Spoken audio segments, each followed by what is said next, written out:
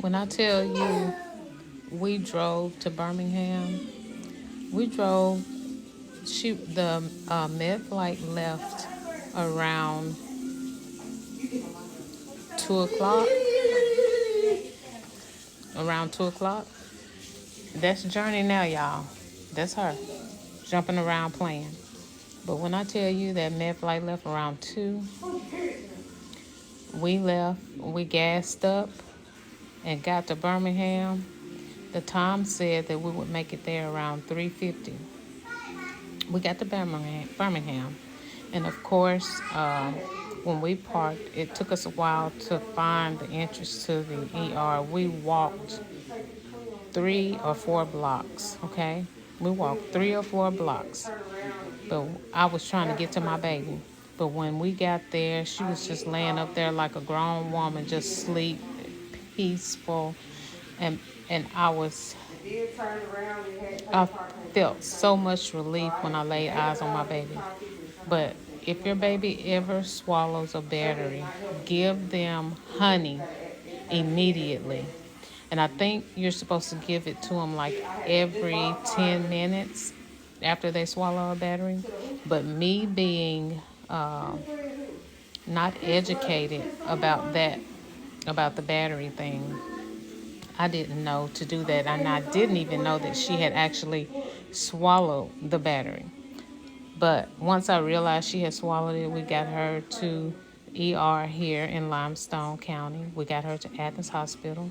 And when I say they did not waste not 1 minute getting my baby the attention and help that she needed, they were immaculate. This is the one time that I do not have anything bad to say about Athens Limestone Hospital. They got her in there and they did what they had to do.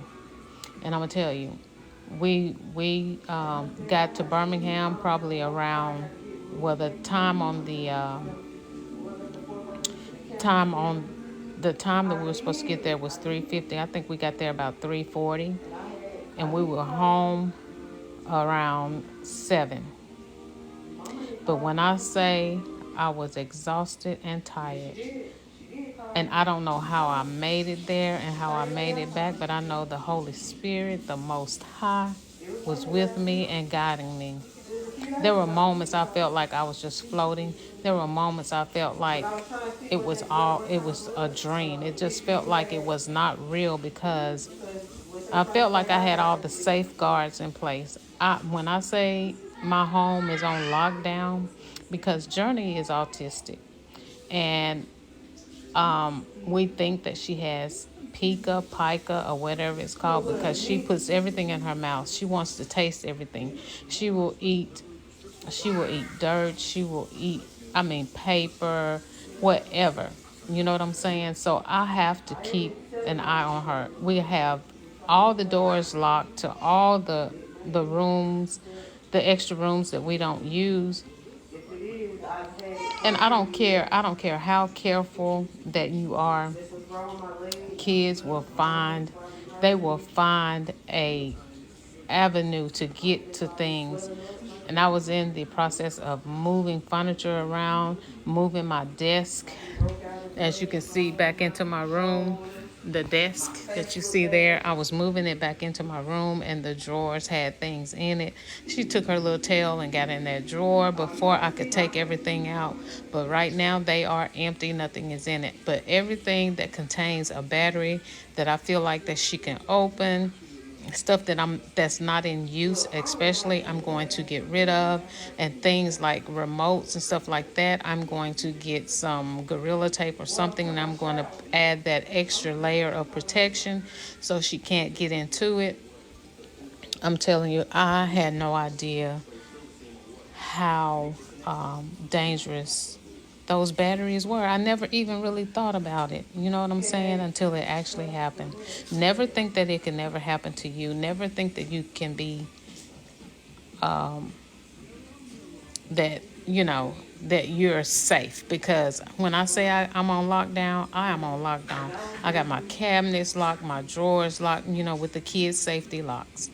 So this has brought a new awareness to me, And so everything that's not in use, that I do not need, that contains those type of batteries, I promise you they are going in the garbage because I don't need it. And those alarms, they for the slide doors and all this stuff, she could peel it off because you know how they are. If you search it, you know how you have to adhere them.